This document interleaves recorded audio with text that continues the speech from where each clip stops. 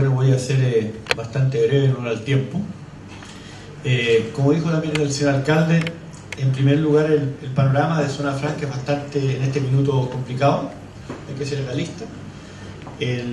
La baja del movimiento en el primer semestre fue un 17,4%. Estimamos que la estadística de cuando salga la hora de julio va a ser por lo menos del 25%. Ahora, hay un porcentaje importante que se calcula en el 8% que fue el terremoto, pero la zona franca estaba creciendo el año 2010 y 2011 al 20%. El 2012 y 2013 bajó al 10% de crecimiento. Y hoy día, como les decía, la baja es bastante fuerte. Hay una serie de causas, hay desvío importante de cargas directamente desde China a Bolivia, pasando por Arica. Bueno, para el día del señor alcalde de Arica, pero está pasando por el puerto de Arica, aumentó mucho el movimiento del puerto en el último tiempo. Y eso tiene una razón, nosotros pensamos, relacionada con el control de marcas que se está haciendo en la zona franca de Iquique respecto a los productos falsificados. Porque en el caso de los productos que pasan directamente por Arica, no existe control sobre ese tema. Y acá en Iquique se está aplicando la incautación de mercancías falsas, y eso ha obligado a algunos proveedores bolivianos a pasar directamente hacia Bolivia. Ahora, ¿qué estamos haciendo para tratar de revertir esa situación? Primero que nada, vamos a comenzar con una campaña de marketing bastante fuerte para poder ayudar a nuestros usuarios a vender. Aquí, si a los usuarios les va mal, a la SOFI le va mal. Está bien claro el tema. Nadie es dueño de la verdad. Estamos, como digo, comenzando una campaña de marketing. Los usuarios están sumamente preocupados, no solamente por eso, están sumamente preocupados por el tema del alza de las tarifas. Esa es una realidad. Lo hemos conversado mucho. Nosotros, cuando asumimos el directorio, reanudamos las conversaciones con todas las asociaciones, con los trabajadores. Hay que reconocer que hemos tenido una muy buena acogida, pero se nos está acabando el tiempo, ¿no? Y eso también es cierto, ¿no? Entonces es posible que en el futuro haya bastante reclamo sobre ese tema y tenemos que prepararnos para ver cómo se soluciona. Ahora, ¿a qué me voy a referir ahora? Lo que estamos haciendo como zona franca. Estamos invirtiendo en las cosas que hay que hacer. Estamos invirtiendo en el sistema. Estamos terminando el parque empresarial de altos pisos. Ahí se están terminando de invertir casi 18.000 millones de pesos. El parque va a estar totalmente urbanizado en los próximos meses. Ya se están instalando empresas. Terminamos la etapa 7, estamos en los últimos trabajos para dejarla funcionando. Va a partir con nuevas atracciones. Ya se firmaron los contratos para la cadena de cine Hoyts, que estaría operando en enero del 2016 con 6 salas de cine. Estamos invirtiendo en el sistema. ¿En qué? Por ejemplo, en seguridad. Vamos a cambiar completamente el sistema de control de acceso a la zona franca.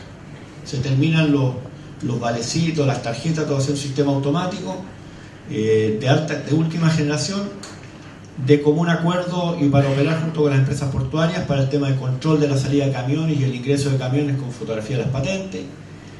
Terminar con un problema que existe en zona franca de, en cierta medida, devolverle un poco la dignidad a los compradores. La verdad que a los compradores de zona franca, a los bolivianos que vienen, se les trata más o menos nomás en la entrada. Yo lo he visto personalmente. Entonces, en la medida que tengamos un sistema automático de control, en que haya una base de datos con los pasaportes de la gente que empieza a venir, sencillamente después va a dar su número de pasaporte y va a ingresar automáticamente. En este minuto se demora mucho en la entrada, el sistema está bastante malo. Estamos invirtiendo en todo el recinto amurallado. ¿En qué? En las vías de comunicación, porque resulta que hay un problema logístico grave. Hace poco tuvimos un conflicto en el puerto, ¿no es cierto?, porque la ITI, por supuesto, fijó una velocidad de salida normal de contenedores, pero resulta que eso tenía que ir de la mano de una velocidad de ingreso a contenedores, y el sistema de zona franca no estaba operando de una manera rápida, y en consecuencia se empezaron a producir disparidades y empezaron a caer contenedores a piso. Estamos formando toda una comisión logística junto con la empresa portuaria, que luego se están trabajando con todos los servicios para ir avanzando en eso, de tal manera de avanzar en el tema logístico, que es en el fondo el futuro de la zona franca. Estamos haciendo una inversión fuerte en el tema de seguridad. Anoche hicimos hicimos un corte de luz programado en zona franca. para ver cómo funcionaban los servicios de seguridad en el evento de que hubiera un terremoto. Bueno, tuvimos algunos problemas. El mall funcionó perfectamente, se iluminó todo, no hubo ningún problema. En el recinto amurallado tuvimos prácticamente un 70% de luminarias apagadas. ¿Por qué? Porque hay un sistema que se compró en algún minuto con unas baterías que duran 1 hora y media después que se va el sol. Entonces, indudablemente que hay que reemplazar todo el sistema. El recinto amurallado 2, para los usuarios que estén acá, tenemos que instalar más de 80 postes con iluminación fotovoltaica, porque en la noche, en el recinto amurallado 2, y le invito a alguien que vaya, es una boca de lobo, nadie ve nada. Entonces, tenemos que mejorar nuestra infraestructura para que, ¿cómo se llama?, la zona franca sea realmente un centro de distribución de última generación. Lo otro que estamos haciendo, estamos trabajando con el transporte boliviano. El transporte boliviano está formado por alrededor de 500 camiones, que son los que traen carga de Bolivia. O sea, traen carga y se llevan carga hacia Bolivia. Bueno, estamos construyendo oficinas para el transporte boliviano, estamos haciendo un centro de acogida para el transporte boliviano en zona franca, estamos haciendo una inversión de 1.300 millones de pesos en las vías de comunicación internas para hacer rotondas, para ampliar las curvas. Los camiones no pueden dar la vuelta. El otro día estuve yo, un camión se demoró media hora en lograr una esquina, porque las calles están estrechas. Entonces hay que trabajar en eso. Yo creo que en algunas medidas se produjeron errores en las construcciones y las calles no están de acuerdo al nivel que tiene que tener la zona franca.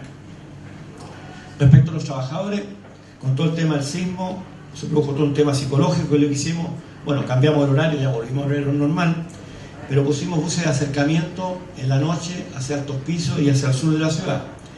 Hay un proyecto que se está estudiando y valorizando, en el sentido de que vamos a instalar buses de acercamiento en la mañana, de tal manera que los trabajadores de altos pisos y del sur de la ciudad lleguen a la zona franca en buses. Eso significa, nos va a traer como ventaja, una, vamos a descongestionar el tema de los autos en el barrio industrial, perdón, en la parte del mall y en el recinto amurallado.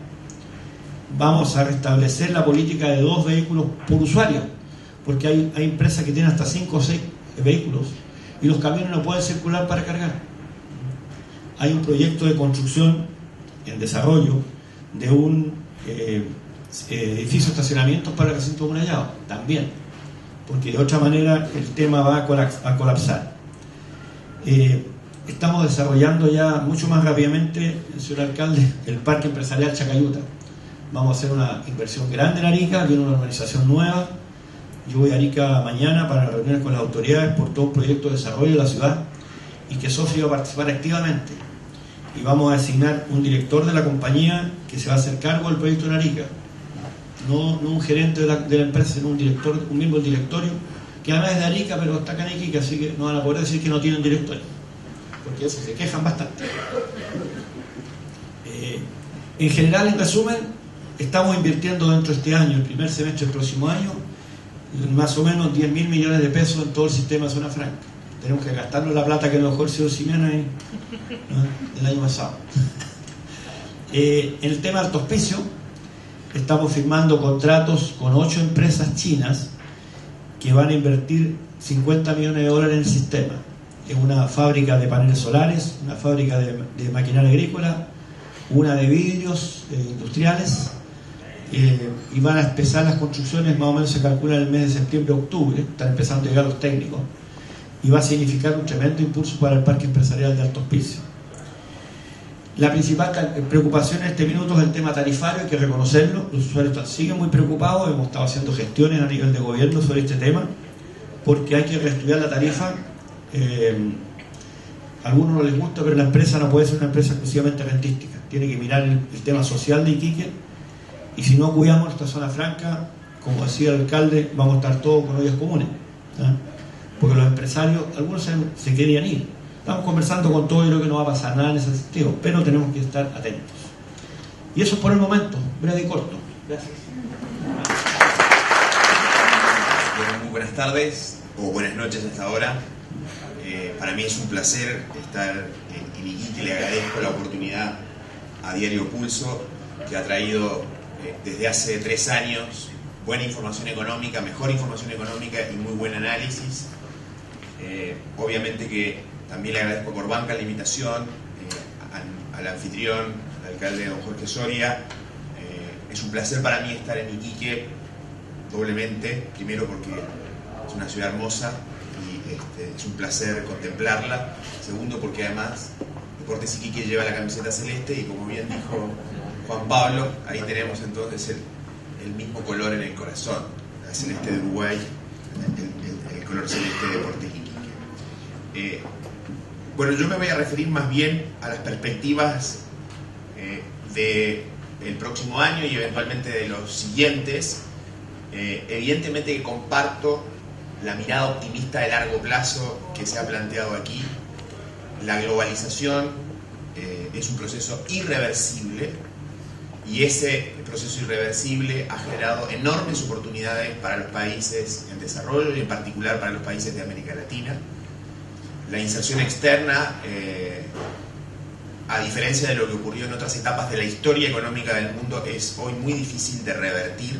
De hecho, la crisis del 2008-2009 fue un test bastante insignificativo. Se habló de que volvía el proteccionismo al mundo y sin embargo lo que hemos contemplado en estos 4 o 5 años es que ese proceso de proteccionismo no se ha dado y que se mantiene una elevada inserción externa, una fuerte globalización, y esa es una enorme oportunidad para los países. Y eso obviamente exige escala y por lo tanto la escala exige cooperación, porque ya las empresas tienen que ir juntas. Ustedes ven empresas que se fusionan para ser más grandes y competir, y hay alcaldías o regiones que en definitiva, más que competir como se planteaba muy bien aquí, en definitiva tienen que cooperar. Yo creo que eso es definitivamente un proceso que, a diferencia de otros momentos de la historia de la humanidad, como pueden haber sido la década de los 30, por ejemplo, o la primera mitad del siglo XX, hoy no se va a revertir. Y para competir en ese mundo, evidentemente que hubo una etapa en donde los países iban de alguna u otra forma, yo le llamo, a veces íbamos a los Juegos Olímpicos, algunos íbamos a desfilar, otros a competir, y estaban los que iban a ganar. Bueno, en América Latina y nuestros países hace 50 o 60 años iban básicamente a desfilar, y hoy de alguna u otra manera están yendo a competir y también a ganar, y esa es una oportunidad que, digamos, en el largo plazo evidentemente nos da un gran optimismo para nuestras economías. Ahora me voy a concentrar más bien en el corto plazo. Venimos de una década excepcional y estamos transitando a un cuatrienio, quinquenio de enormes desafíos y dificultades, porque evidentemente el clima externo no es el mismo, y tampoco el mismo clima interno en Chile hoy es el mismo de hace unos años atrás. Es sorprendente, sin embargo, estos consensos y esta posición hoy de los alcaldes de Iquique y de Arica no refleja, refleja una situación muy diferente a la que uno percibe viniendo del exterior en el país. Hoy hay una situación en el país claramente de confrontación, de falta de una historia que contar. Chile tenía una historia que contar, era un país pujante que estaba saliendo adelante, que tenía enormes oportunidades.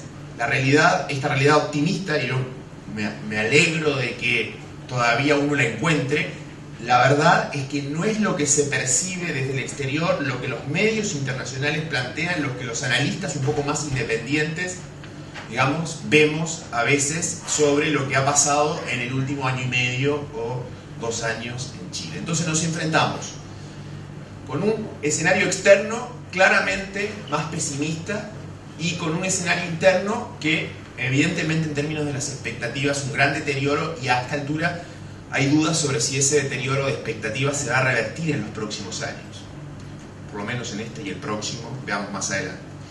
El mundo nos ofrece 2 caras. Una cara, la vemos en la cara real, la de la actividad económica y demás, favorable, positiva. Es un nuevo escenario normal de un crecimiento en torno al promedio histórico.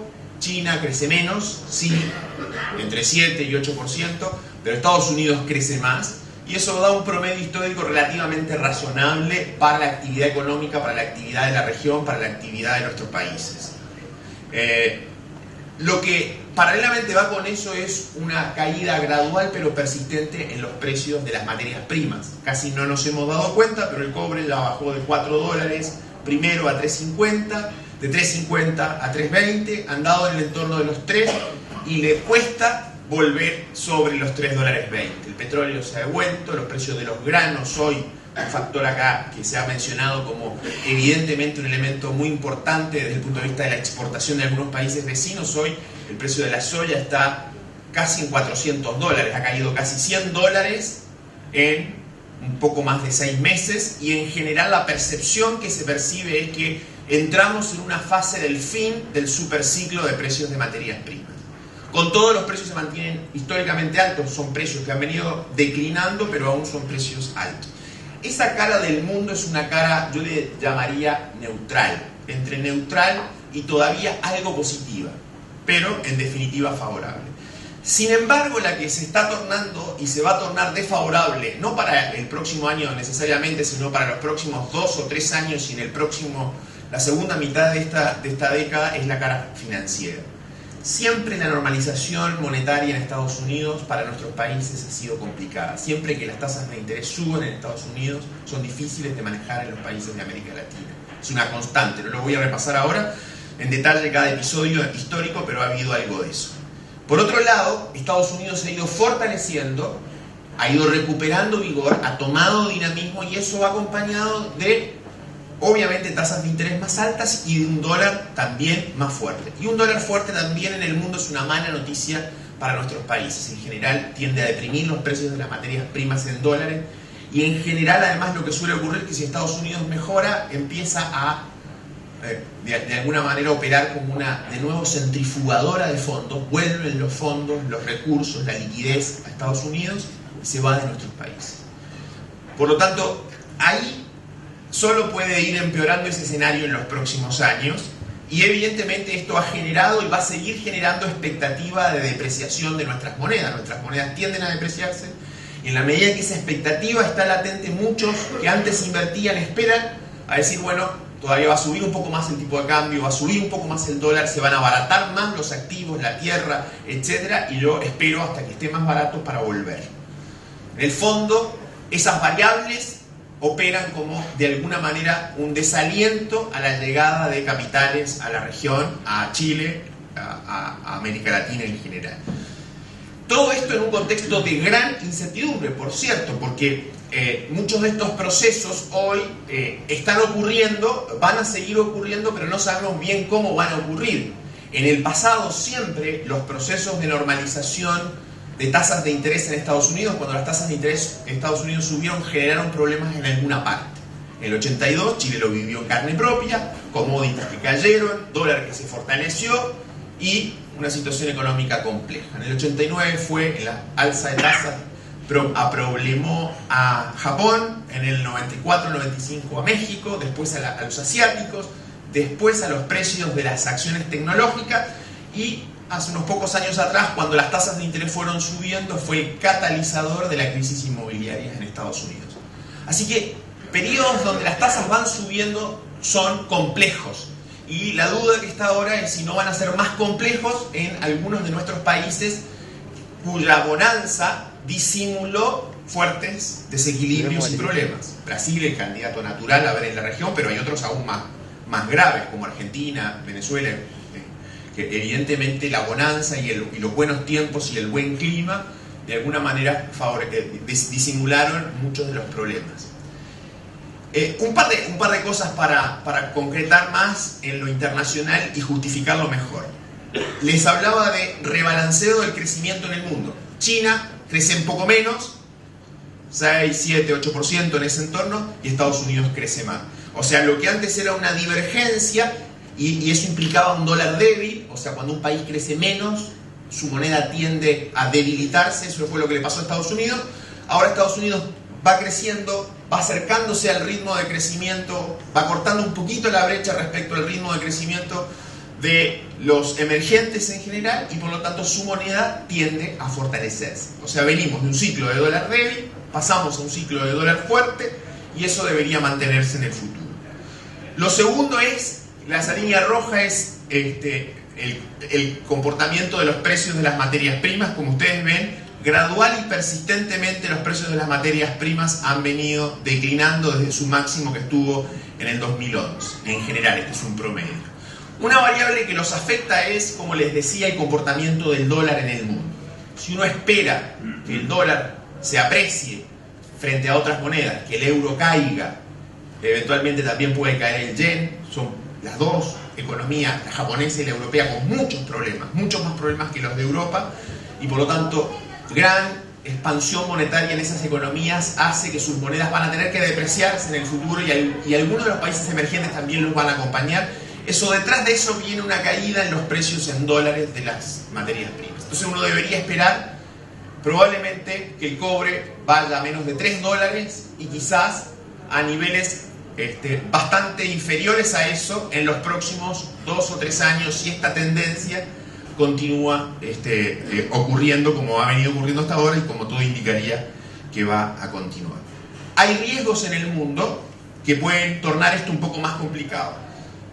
No veo un riesgo tan significativo en una desaceleración de China, ni tampoco en una recaída de Estados Unidos. Sí hay un problema en Europa, difícil de resolver. Miren Francia o Italia, que no abordan los grandes desafíos que tienen por delante y que por lo tanto hacen dudar respecto a si esta salida de la eurozona, esta recuperación de la eurozona va a ser sostenible o no.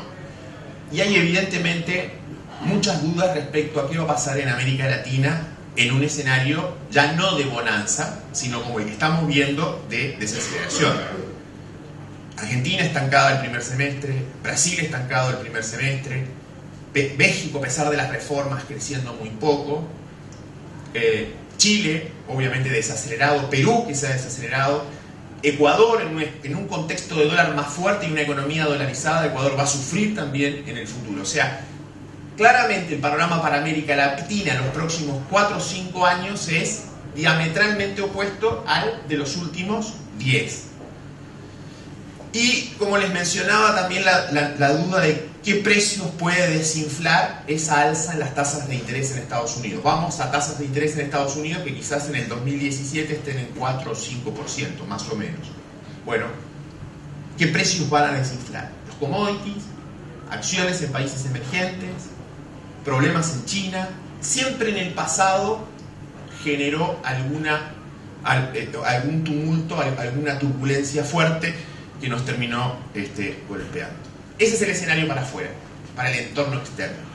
En Chile, las noticias no son tampoco muy positivas. Ahí simplemente es un cuadro de cómo se ha descompuesto el crecimiento, el gráfico de cómo se ha descompuesto el crecimiento en Chile en las últimas décadas.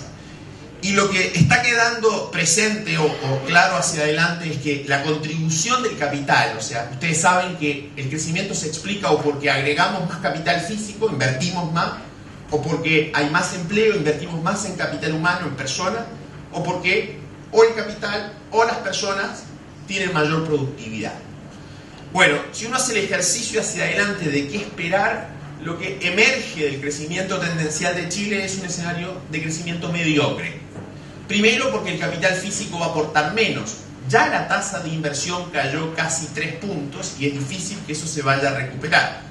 Hay efectos de la desaceleración de la minería, del fin del ciclo económico en general, también de la reforma tributaria, por cierto, de la incertidumbre sobre algunas reformas, de la certidumbre sobre algunas malas reformas. Y además también hay problemas de credibilidad hoy sobre si esto se va a poder revertir fácilmente o no. Es decir, cuando se pierden ciertas confianzas, lo deben saber, con sus socios, con sus amigos, en los matrimonios, cuando se pierden ciertas confianzas, las confianzas se pierden rápido, pero después recuperar esas confianzas lleva un proceso largo. Entonces, eso hace que es difícil imaginar un cambio grande en estos factores estructurales que hagan pensar que la economía chilena tenga una tasa de crecimiento normal, ajena a los avatares del resto del mundo, diferente a 3, 3,5. Si tenemos además la mala suerte de que los factores externos nos juegan en contra, lo que uno pensaría es que vamos a crecer menos de 3, 3,5, que vienen años de crecimiento entre el 2 y el 3%. Por lo tanto, lo que parece una constatación, lo que en el 2013 fue una sorpresa de desaceleración y para muchos simplemente un evento transitorio, mi conclusión de mirar los números y de trabajarlos mucho es que esto es más permanente y que es difícil imaginar, digamos, un escenario en donde se pueda revertir. Todo esto en un contexto que da la sensación de que hoy hay un nuevo paradigma en términos de un cambio en la forma en que el Estado y Chile enfrenta esta realidad. Evidentemente con un mayor rol y dirigismo del Estado en términos de que hay demandas por aumento de transferencias y de gastos públicos, incluso por políticas industriales, por elegir sectores, cosa que en el pasado Chile no había hecho y que le había dado buen resultado. En un contexto de aumento en la carga tributaria que evidentemente tiene efectos, los efectos están contabilizados en ese gráfico anterior, el aumento en la carga tributaria de los próximos años significa un punto menos de crecimiento asociado a la menor tasa de inversión y al menor aporte del capital físico. Y por lo tanto también se ha generado de alguna u otra manera dudas sobre si estas mayores presiones de algunos corporativismos que han presionado por mayores transferencias del Estado, por ser ellos los beneficiados, etc., en definitiva no terminan siendo simplemente políticas, o llevan simplemente a políticas redistributivas que no cambian el tamaño de la torta y que simplemente significan traspasos de recursos entre sectores sin que la torta crezca. Eso pone un escenario de riesgo que a esta altura yo creo que políticamente hay que plantear y evaluar. Podemos estar en presencia de un ciclo de bajo crecimiento sin necesariamente mayor equidad o incluso, digamos, de mayor desigualdad en la medida que el crecimiento se desacelera en un contexto de mediocridad. Y es muy distinto un país en donde la desigualdad, porque algunos tenían oportunidades y las iban consiguiendo, se generaba en un contexto de crecimiento, a un escenario en donde la desaceleración y el bajo crecimiento llevan inevitablemente a menores oportunidades y a una mayor desigualdad. Y el ejemplo más evidente es lo que va a pasar en el mercado laboral. El crecimiento económico explica la expansión de la masa salarial, como ustedes ven en ese gráfico. O sea, el PIB crece a cierta tasa y la masa salarial acompaña ese crecimiento del PIB. Si el PIB ya no crece al 5,5%, sino que crece al 2,5%, la masa salarial se va a desacelerar a un ritmo parecido. Y eso va a ser con menor crecimiento en los salarios reales y va a ser con también menor empleo. Creo que el año 2014 es el año de la transición hacia deterioro en las condiciones laborales. No lo estamos viendo en toda su magnitud, pero sí, probablemente en el 2015 vamos a ver un aumento significativo en el desempleo y una menor creación de puestos de trabajo. Entonces, ahí hay una pregunta, otro tema que me parece muy interesante visto desde afuera. Si se proyectaban problemas de gobernabilidad por la desigualdad, creo que evidentemente mayores pueden ser esos problemas de la gobernabilidad por la desaceleración del empleo, de los salarios reales, de la masa salarial en general y por las menores oportunidades que detrás del crecimiento viene detrás. De modo que la conclusión básica es, digamos, de un Chile 2015-2016, de un crecimiento mediocre extendido. Si ustedes preguntan hoy, todavía hay como cierta incredulidad a que esta desaceleración, esta caída en las cifras que se planteaban en el caso de Sofri, en parte asociada al desempeño general de la economía, pueden continuar o no. Creo que evidentemente una caída tan significativa no debería continuar y probablemente la economía está cerca de tocar fondo. Pero de ahí me parece que a esperar una recuperación significativa en los próximos años es muy poco probable. Muy poco probable porque el impulso externo no está y porque tampoco están los impulsos internos. Después podemos discutir en detalle esos impulsos internos de los que se están hablando. Gasto público, capitalización del Banco del Estado, capitalización de Codelco, obras de infraestructura, etc. Si uno empieza a trabajar bien los números se da cuenta de que solo alguno de esos proyectos tiene un impacto significativo.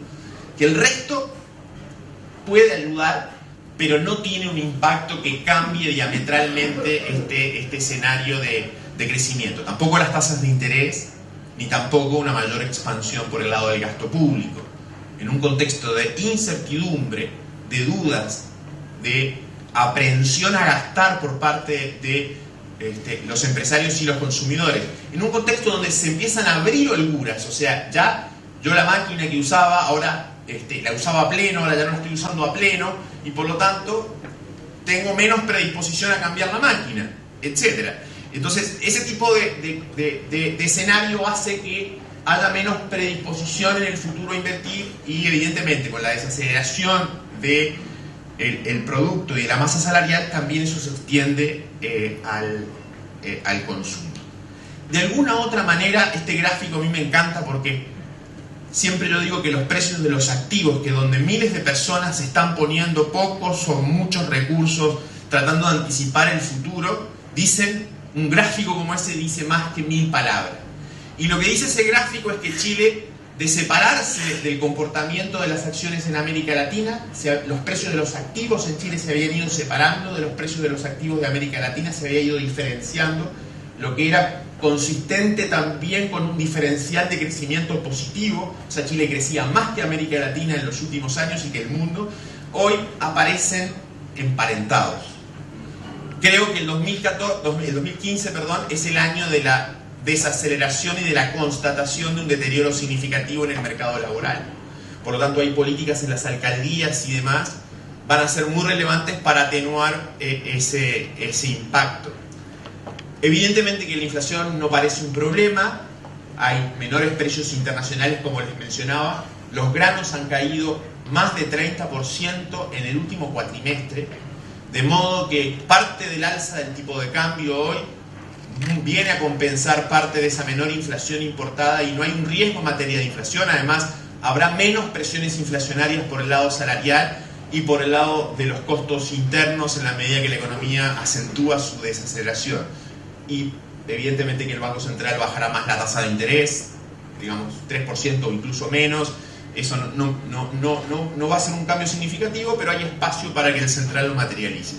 Y además, esta tendencia al alza en el dólar es una tendencia que llegó para quedarse. O sea, no es que se trata de un escenario transitorio, sino que tiene que ver con factores externos, con un dólar más fuerte a nivel mundial, y que tiene que ver también con factores internos. Cuando las economías crecen menos, crecen poco, cuando su gasto se ajusta, hay espacio para que la moneda se deprecie sin que sea inflacionario. Por lo tanto, hoy el tipo de cambio está ya prácticamente, algunos nos veían un poco osados cuando decíamos que podía llegar a los 600 pesos, hoy está casi ahí y la tendencia es que eventualmente podría continuar. De modo que el escenario que uno podría anticipar para los próximos años, a mí me gusta decir, siempre adoptando una posición un poquito más conservadora, que debemos esperar lo mejor, pero por supuesto que prepararnos para lo peor. Muchas gracias. Después de escuchar esta proyección, que evidentemente no es la más feliz, pero no por eso no va a ser realista, que nos da Aldo, ¿cómo ven ustedes como Sofri este panorama en el corto y mediano plazo, que no pareciera ser el mejor para la economía chilena y finalmente para el intercambio del comercio exterior, que es donde Sofri interviene todos los días? Bueno, yo creo que como se llama, aquí es fundamental que la sociedad administradora, que lo siento yo, trabaje en conjunto con los usuarios para el tema de salir a buscar el cliente, porque el tema de lo que pasa por ahí, que durante mucho tiempo de bonanza todo el mundo se quedó sentado aquí esperando que vinieran a comprar. Yo creo que hay que atacar los mercados. Y por esa tiene que ser la estrategia, la única manera. Y tratar de mejorar todo el tema logístico para rebajar los costos. Porque fundamentalmente son los que más perjudican el tema del negocio. Y por ahí está. ¿Y eso atacar los mercados significa ir a buscarlos a dónde? ¿Al que compra, al que vende? Ir a los principales mercados de Bolivia, Paraguay, nuestros vecinos, que son los mercados normales. Yo creo que por ahí pasa el tema. Ahora, yo soy optimista en todo caso, yo creo que este tema es transitorio. Si bien yo creo que la baja se está parando la caída en Chile, y va a empezar a subir la venta. Y en la medida que mejoremos, bueno, sacamos los temas del tema del auspicio, no tenemos comunicación, y se mejore el tema psicológico de la gente, creo que el tema va a mejorar. Soy optimista en eso. También hay un tema de clima, de ambiente, de estado de ánimo. Sí, el tema de sí mismo, la verdad que el terremoto afectó mucho a la gente, eso es una realidad. Nosotros tuvimos durante largo tiempo, estuvimos prácticamente 2 meses y medio, 3 meses con un horario especial de salida a las 7:30 de la tarde, en lugar de las 9 de la noche, porque la gente lo único que quería irse a su casa. Entonces es un tema que hay que tomar en consideración. Aldo, y viendo un poco la coyuntura, yo sé que tú has sido uno de los, probablemente, no sé si el más, pero de los economistas más críticos respecto a la reforma tributaria y sus efectos en la economía chilena. Pero tú mismo ahora estabas dando cuenta de la profunda desaceleración que se está produciendo en varios países de América Latina, incluido Perú, que a Perú siempre en los últimos años lo hemos estado mirando con cierta envidia en el último tiempo por los niveles de crecimiento, pero vemos que Perú también se está desacelerando fuerte, incluso mucho más allá de los pronósticos de sus propios economistas y de las propias proyecciones. Y ellos no tienen hoy una nube que genere incertidumbre como la reforma tributaria, están teniendo resultados parecidos. En ese sentido, ¿qué tanto al final tú cambias de opinión respecto a lo que pensabas hace 6 meses al respecto o mantienes tu proyección de que la reforma tributaria es un factor más que relevante en la desaceleración de la economía? A ver, ¿sí? ¿Se escucha? Sí. A ver, la reforma tributaria y algunas de las reformas que se han planteado afectan el crecimiento de tendencia, y ese crecimiento probablemente lo afectan, como mencionaba, en torno a un punto porcentual. Ahora, eso significa, evidentemente, que en la situación actual habría sido mucho más razonable poner el foco en el crecimiento, porque este escenario era más o menos esperable. O sea, creo que hubo un exceso de optimismo transversal. También, digamos, o sea, transversal desde el punto de vista de los analistas y transversal desde el punto de vista político, de que este superciclo se iba a mantener. Y que por lo tanto, evidentemente, eso daba espacio para ir hacia políticas más redistributivas, de nuevo, que se han ido validando en forma transversal, y descuidar el crecimiento, descuidar las políticas pro crecimiento. Si ustedes ven las proyecciones del año pasado, en general, el consenso era que el crecimiento tendencial del país, cuando se le consultaba a un número grande de expertos, estaba en torno al 5%. Bueno, tú sabes muy bien que discrepaba con ese escenario, y creo que lo que ha reforzado la reforma tributaria es que no es ese 5, por supuesto, tampoco es 4, sino que está más cerca de 3.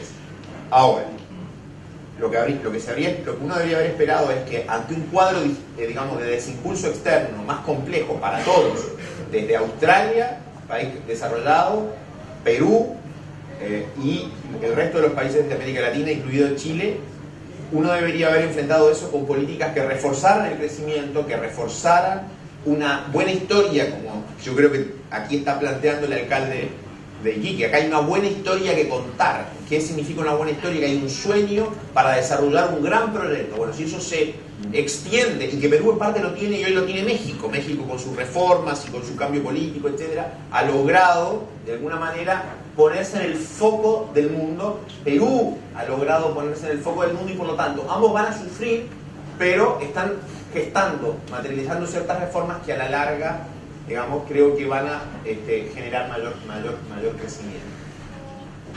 Por el otro lado, pienso, y he pensado en el pasado, que el menor impulso externo iba a llevar a un efecto del cual nadie se iba a salvar, ni siquiera los mejor preparados del barrio. Todos se iban a ver afectados. Cuando llueve, todos terminan de alguna u otra manera mojándose. Lo que pasa es que algunos tenían casas mejor construidas, y esos sufren un poco menos.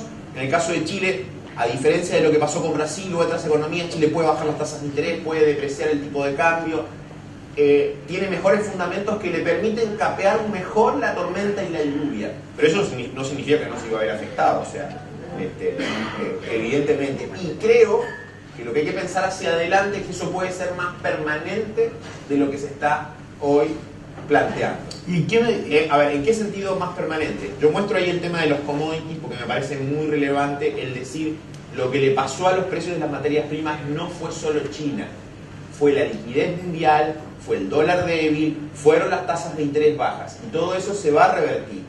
Va a quedar China, va a quedar India, va a quedar el crecimiento de algunos países ayudando a los precios de las materias primas, pero lo otro se va a retirar, lo otro se va a devolver y eso es consistente con un escenario en los próximos años de menores precios de materias primas en el futuro. Y a mí me gusta mucho la historia. Fui a mirar este episodio de alzas de materias primas en 200 años de historia, desde fines del siglo XVIII. Y hay 5 alzas de materias primas como esta. Y siempre había una historia que la justificaba. En algún momento era el desarrollo de Estados Unidos, en otro momento era un periodo de estabilidad mundial importante, en otro fueron las guerras, etc. Siempre hubo algún factor que determinaba este comportamiento. Y lo que siempre pasó sistemáticamente es que esos precios, que en las veces anteriores también se han multiplicado por 3 veces, por 4 veces, siempre terminaron devolviéndose. O se normalizaron, digamos, nominalmente, o cayeron los precios nominalmente en algunos episodios, o simplemente el alza de costos, que es lo que vemos en el cobre hoy, el alza de costos, va socavando los márgenes y nos va dejando con menor aporte del cobre o de otras materias primas a la economía. Por lo tanto, en ese sentido, soy más bien pesimista con lo que viene. Y en ese sentido, agregando la discusión que estamos hoy viviendo de la reforma laboral, donde viene una negociación dura y donde vemos que al empresariado evidentemente no le gusta lo que se está proponiendo. ¿Tú crees que esto es la guinda de la torta lo que falta para que este cóctel perfecto de un mal momento se materialice, o crees que ya está algo más internalizado por el sector empresarial y es parte de lo que le toca vivir nomás? A ver, yo creo que aquí no son los empresarios los que más sufren en un escenario de desaceleración como este,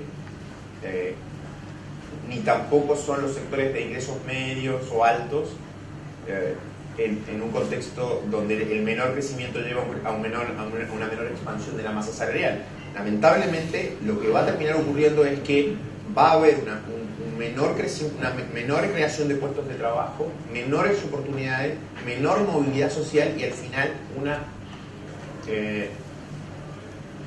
peor distribución del ingreso, evidentemente, porque la distribución del ingreso, mirado en las generaciones más jóvenes en Chile, ha ido mejorando porque este país se convirtió en un país de oportunidades. Y que hayan llegado extranjeros, inmigrantes de todas partes, españoles, peruanos, bolivianos, argentinos, uruguayos, refleja que en estas últimas 2 décadas el país, por su crecimiento, fue un país que generó oportunidades.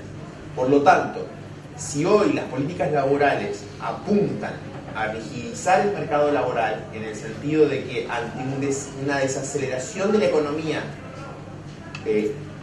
no se permiten, los salarios no son consistentes o no se ajustan a esa nueva realidad, aquí no hay ciencia. La realidad va a ser que el empleo va a crecer a un ritmo mucho menor y vamos a tener mayores tasas de desempleo. Esto es parecido a lo que Chile vivió, quizás no en esa intensidad, pero el ciclo es parecido a lo que se vivió entre el 2000 y 2003. Si ustedes recuerdan, esos años fueron años en donde en general el desempleo se mantuvo alto, la economía crecía muy poco, en torno a 2-3%, y no se creaban muchos puestos de trabajo, sino que más bien lo que vimos fue un desempleo estancado en niveles altos, para lo que era la historia previa. Patricio, ustedes lo han conversado a nivel de software, a nivel empresarial en la ciudad de Iquique, el tema de la reforma laboral que se está discutiendo, ¿cómo la ven? ¿Cómo creen que puede afectar la laboral que se está discutiendo ahora y la tributaria, que ya fue ambas cosas? Bueno, la tributaria es preocupación porque el tema del food y las demás cosas, digamos, las empresas, fundamentalmente los socios de las empresas extranjeras de la zona franca, que es la gran mayoría, son los que están muy preocupados por el tema de la renta atribuida. Esa es la principal preocupación, especialmente la economía china. Ahora, el tema laboral indudablemente que va a afectar si que en la medida que ¿cómo se llama?, se tomen o se apliquen situaciones que no se habían hecho antes, va a tener que afectar la gran masa trabajadora, está claro. Bueno, yo quiero, de verdad, en honor del tiempo, nos hemos pasado bastante más de lo que teníamos programado. Quiero dar las gracias a nuestros dos invitados, a los dos alcaldes. Les pediría además que se suban, por favor, para tomar una foto, y agradecerles especialmente a Corbanca de poder hacer este seminario que hemos iniciado hoy día en la ciudad de Iquique y que vamos a recorrer el país. Así que muchas gracias. Muchas gracias.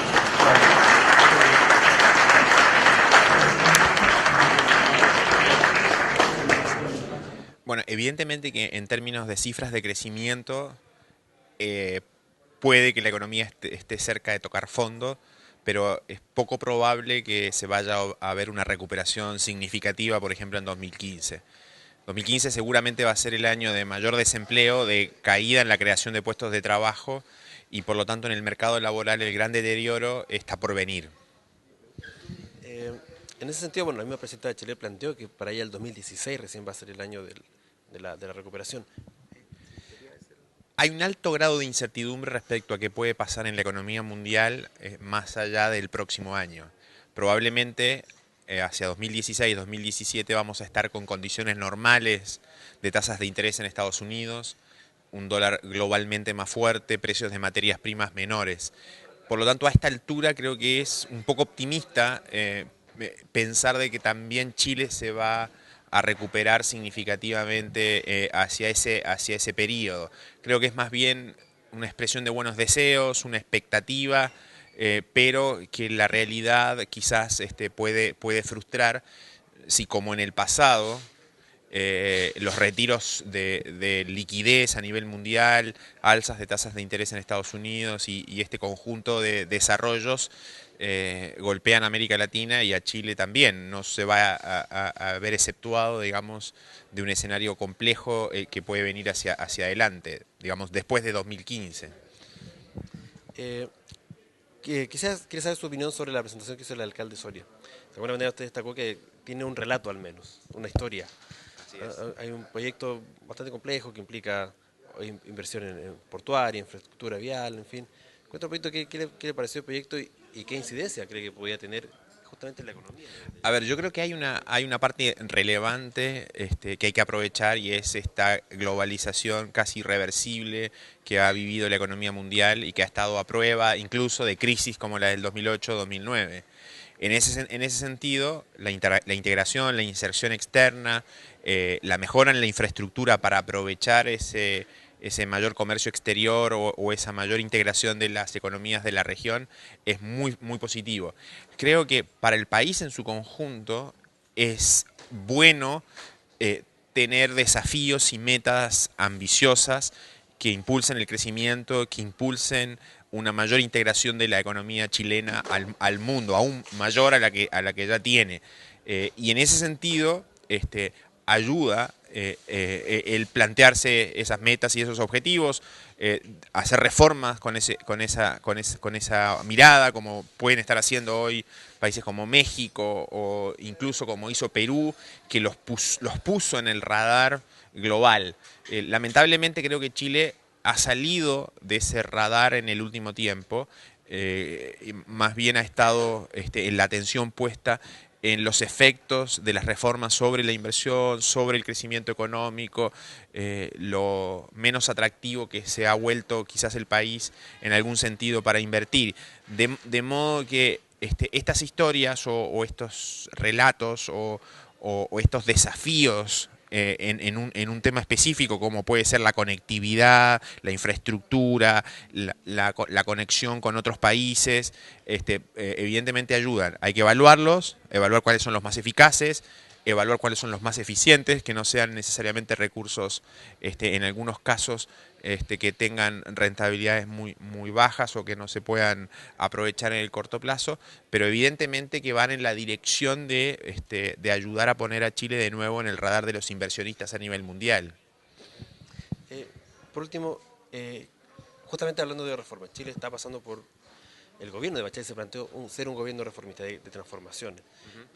¿Es este el momento para plantear al país una reforma tributaria, como la que se planteó hace un minuto, como que de la que supone ya hay un acuerdo, una reforma laboral. Es el momento para hacerse estos cuestionamientos, para plantear esto. A ver, yo creo que todo partió del supuesto de que la economía iba a seguir creciendo al 5%, casi en forma incondicional a lo que se hiciera.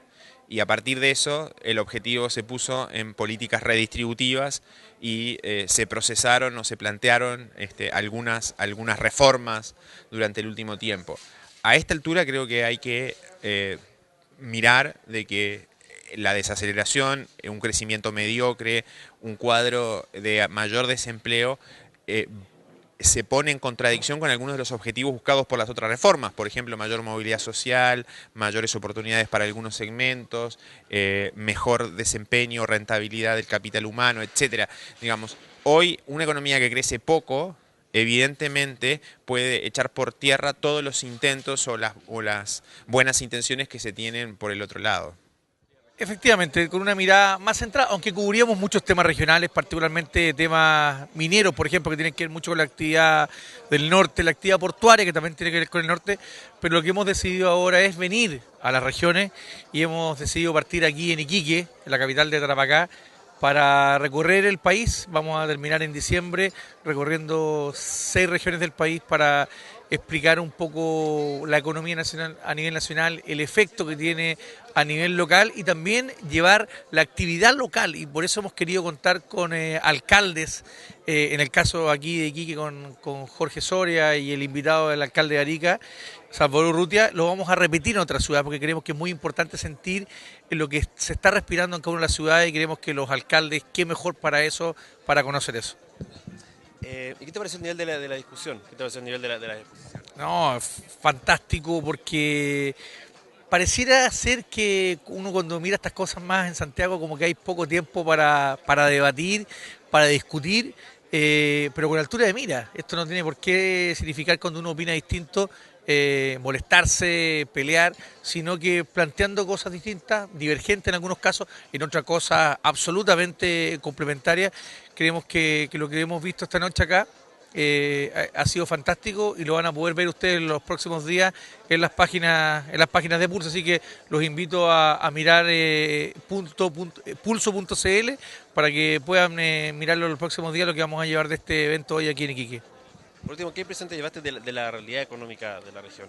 El presidente Sofri fue bastante cauto, por no decirlo de alguna manera, por no decir pesimista, derechamente, respecto a la situación actual que vive Sofri. ¿Consideras que los terremotos son el gran efecto de esta depresión o hay algo más? Yo siento, por lo que las pocas horas que he estado acá, pero me he dado cuenta que el tema del terremoto ha impactado, se siente, es un discurso que uno oye, pero es evidente también que hay una desaceleración económica a nivel nacional que Iquique y la región de Tarapacá no escapa a ello. Lo importante es saber qué corresponde a qué y tomar las medidas correctivas, especialmente Sofri, con la importancia que tiene para Iquique y la actividad portuaria muy complementada con Sofri, de cómo poder soslayar esta coyuntura que no es la mejor y poder salir adelante, que Iquique además nos tiene acostumbrados a una región pujante. Es cosa de venir a esta ciudad. Yo no venía hace 5 o 6 años y uno se encuentra de nuevo con una ciudad absolutamente distinta, llena de hoteles, edificios. Se ve que aquí hay mucha vida, hay mucha inversión y ojalá esta coyuntura que no es de las mejores pueda ser superada rápidamente y recuperen el tranco que vienen mostrando ya hace por lo menos 2 o 3 décadas. Académico. La verdad es que este tipo de actividades le hace muy bien a la ciudad, el conocer las distintas opiniones, las distintas visiones de la región, del futuro de Iquique y cada una de las vecindades es tremendamente importante y muy relevante para que la ciudad conozca en qué posición estamos y para dónde vamos. Yo creo que falta más discusión como la que hemos tenido hoy día. Hay gente que tenía distintos tipos de perspectivas, algunas más positivas, otras más negativas. Yo creo que estamos en un proceso de mucho crecimiento en la región. Tenemos un problema nacional, o tal como lo decía el economista, era internacional, producto del mejoramiento económico de algunos países como Estados Unidos. Sin embargo, creo que la experiencia que tenemos nosotros en situaciones adversas está demostrado. Hemos tenido terremotos, hemos tenido tsunamis, hemos tenido crisis económica y por lo tanto creo que esta va a ser una más que vamos a salir bastante bien. Nosotros como Iquique estamos manteniendo los proyectos que estamos desarrollando, tenemos en plena licitación el terminal portuario, esperamos que llegue un operador internacional que se haga cargo de la reparación y que ya en los próximos meses podamos tener buenas noticias y seguir creciendo y seguir ostentando la posición que tenemos en el norte y en el sur de Perú. Eso justamente quería consultarte, después de toda esta conversación, toda esta discusión, ¿cómo ve la relevancia del puerto justamente para la relevancia del puerto para que Iquique vuelva a retomar los indicadores económicos que ostentó hace ya unos 10 años? Bueno, mira, la verdad es que nosotros la mayor transferencia que tuvimos fue en el año 2008, que llegamos sobre los 3 millones de toneladas, después con la crisis del año 2008, que afectó directamente el 2009, caímos a 2.400.000, lo que significó que hemos tenido que trabajar y hemos tenido que repuntar. Yo creo que esto va a significar, tal como lo hemos conversado con el alcalde, necesitamos invertir en la región, no solamente en los puertos, sino que en infraestructura vial, los corredores bioceánicos en los cuales él es un gran partícipe y un gran gestor, debieran ir acompañados de mucha infraestructura y mucha operación. Él está hablando de 19.000 camiones diarios que llegan a Sao Paulo o al puerto de Santos, y si llegan 9.000, 8.000 acá, tenemos que tener la infraestructura para recibirlos y para atenderlos. Todo este es un corredor bioceánico que va a dar muchas oportunidades, tanto en el sistema comercial, en el sistema de prestar servicios, como en el turismo también. Sobre justamente el tema de la licitación, supimos que se ampliaron plazos, ¿no? Que esto cerraba unos días más, en 11 de septiembre, pero se ampliaron plazos de entrega de ofertas, apertura de ofertas. Sí, mira, originalmente teníamos el plazo de entrega de ofertas el día 10, 11 de septiembre, pero resulta que como tenemos que tener el valor de los montos de reparación, que eso es un estudio técnico de ingenieros que están trabajando, y ese monto hay que presentárselo a los oferentes, es la situación que nosotros tuvimos que prever, y es por eso que se atrasó en 2 meses, o se aplazó en 2 meses la entrega de las ofertas técnicas y económicas. Pero no es más que eso, queríamos estar seguros de que todos los oferentes recibieran la información y pudieran evaluarla y tener unos 60 días para poder evaluarlo. ¿Y cuándo se va a saber ya el monto del tema de los seguros? ¿Cuándo hay ya una cifra más o menos concreta? De aquí a un par de semanas más ya tenemos el valor y empezamos a negociar con la compañía de seguro y para definirlo y poder darle tranquilidad a todos los oferentes. Hoy día, de los 8 oferentes que tenemos, todos están pendientes de cuánto va a ser el monto de la recuperación, porque en definitiva eso va a significar reparar en forma rápida el sitio 1 y 2, que la verdad es un solo sitio por la envergadura de las naves, y construir el tercer frente de atraque o la extensión del molo. En ese sentido, ¿cuál ha sido quizás las consultas, las principales dudas de los oferentes que han interesados en participar de esta licitación? Mira, la verdad es que ese tipo de preguntas es confidencial del proceso de licitación, ¿ah? Pero principalmente es el vecindario. ¿Qué es lo que está pasando con Bolivia? ¿Qué es lo que está pasando con Argentina? ¿Cuáles son los proyectos de inversión de infraestructura? Porque ellos pueden construir un puerto tremendamente grande, pero si no tienen cómo llegar, o sea, cómo sacamos la mercadería, cómo la llevamos a Bolivia, cómo la llevamos a Brasil, cómo la llevamos a Paraguay. Si estamos hablando de 9.000 camiones, evidentemente que va a haber un problema, y un problema muy grande. Por eso que están muy preocupados en ese tipo de cosas. La infraestructura de la región, la infraestructura de los países vecinos.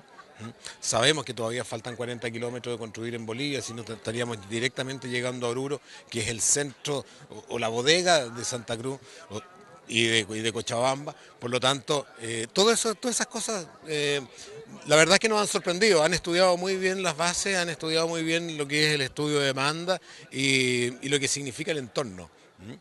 Mire, yo diría que el principal aporte vino de Donaldo Lema, el economista que hizo la presentación al final, por cuanto nos aterriza un poco las expectativas de futuro. Nosotros hemos conversado con Patricio Sesnich sobre la gravedad del fenómeno de zona franca. Yo diría que toda la ciudad debiera estar muy preocupada. En el primer semestre las ventas cayeron 17,4%, cosa que no acontecía hace 4 o 5 años. Digamos, las ventas de ahora son más bajas que hace 4 años. Y este es un fenómeno que se venía insinuando, de crecimiento sobre el 20 y tantos por ciento, bajó al 10, al 3, al 0 el año 2013 y ahora estamos con menos 17,4%. Ahora, hay algo que no se mencionó en el debate, es que la pérdida de competitividad de Iquique. El primer ejemplo lo tenemos que hace 3 o 4 años atrás, Iquique movilizaba, el puerto de Iquique, 1.200.000 toneladas más que el puerto de Arica. Hoy día, en el primer semestre, Arica mueve 500.000 toneladas más que Iquique. Entonces, si proyectamos hacia fin de año, vamos a tener 1 millón de toneladas más que Iquique. Y eso es porque Iquique no ha pensado en serio que tiene que mejorar su productividad, su competitividad, que hay exceso de burocracia, exceso de costos, y aquí hay responsabilidad de todo el mundo. Desde los operadores del puerto, de las compañías navieras, de las compañías de transporte, del SAC, de la policía, de la aduana. O sea, hay mucho paño que cortar, digamos, hay muchas áreas donde nosotros podemos reducir costos y por supuesto que también los empresarios tienen que hacer su aporte. Entonces, cuando estamos hablando de la perspectiva de un puerto de muchos millones de toneladas, pero hemos visto que los últimos 3, 4 años la carga del puerto ha disminuido y la proyección es que no va a aumentar. Por lo tanto, tenemos que hacer un análisis profundo. ¿Cómo mejoramos nosotros competitividad? O sea, no sacamos nada hoy día, salir a buscar clientes, en ese caso nos reducimos los costos. Y uno, digamos, parte importante le corresponderá a la sociedad administradora. Nosotros sabemos los esfuerzos. Hoy día escuchamos el discurso del presidente de Sofrisa, que es como el discurso de los empresarios. En ese sentido no tenemos discusión, pero a nosotros lo que nos gustaría saber es si efectivamente el gobierno dispuso que en la zona franca haya un directorio que colabore con el presidente. Nosotros no hemos visto que en estos 4 meses de la sociedad administradora hayan cambios radicales significativos y estamos todavía discutiendo el tema de las tarifas. Hoy día en zona franca hay una verdadera revolución de parte de los empresarios, hay mucho malestar con las autoridades de zona franca porque no han hecho absolutamente nada por reducir los costos, las tarifas. En sentido estricto, uno tendría que decir que habría que anular el alza de tarifas de diciembre del año 2012. ¿Cómo graficamos de otra manera la pérdida de competitividad? La zona franca disminuyó sus ventas a todos los países vecinos, a Perú, a Paraguay y a Bolivia. Entonces preguntamos, ¿qué pasó en Bolivia el año pasado? Aumentaron las importaciones y nosotros disminuimos las ventas a Bolivia. Vamos a Perú, aumentaron también las importaciones de Perú, pero disminuyeron las ventas de la zona franca Perú. Y lo mismo acontece con Paraguay. Entonces eso significa que no estamos siendo capaces de competir. Hablo con un empresario del transporte y me dice, mire, yo no puedo competir con la zona franca de Uruguay. O sea, al otro lado, transportar carga desde la zona franca de Uruguay a Paraguay es mucho más barato que hacer el transporte desde Chile, llegando a la segunda región, pasar a Argentina y recién llegar a Paraguay. Porque además hay obstáculos de la aduana argentina. Sin contar todos los obstáculos que nosotros tenemos en Chile. Por lo tanto, hoy día en la zona franca hay un descontento profundo de los empresarios y nosotros hemos hablado con los empresarios asiáticos, chinos especialmente, dicen, mire, nosotros somos 400 empresas y queremos irnos. O sea, hoy la zona franca, si vemos quién es el principal proveedor de la zona franca, es China. Se van los empresarios chinos, la zona franca sería muy distinta a la de hoy día. Entonces, hoy día hay un grave riesgo de pérdida de empleos en la zona franca. Esta ciudad, mucha gente depende de la zona franca, la gente de Alto Hospicio, la gente de Iquique, de los bancos, los seguros, la empresa constructora, todo el mundo de alguna manera está vinculado a la zona franca, de tal manera que si la zona franca sigue cayendo como ha sido hasta ahora, nos augura un futuro bastante negativo. Ahora, nosotros decíamos, mira, a la zona franca le ha ido mal este semestre, y olvidémonos del terremoto, que el terremoto lo único que hizo fue acentuar la caída, que viene ya desde el año pasado, lo habíamos nosotros anunciado.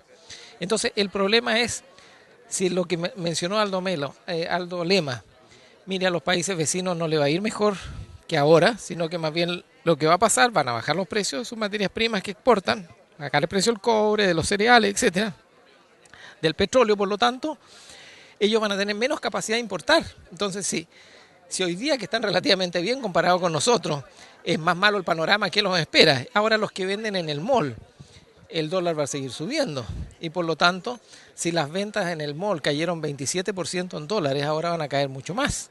Entonces, es un momento de radical de cómo enfrentamos el tema de la zona franca. Es gravísimo y yo creo que es importante que la ciudad tome conciencia, que la zona franca no tiene el futuro asegurado.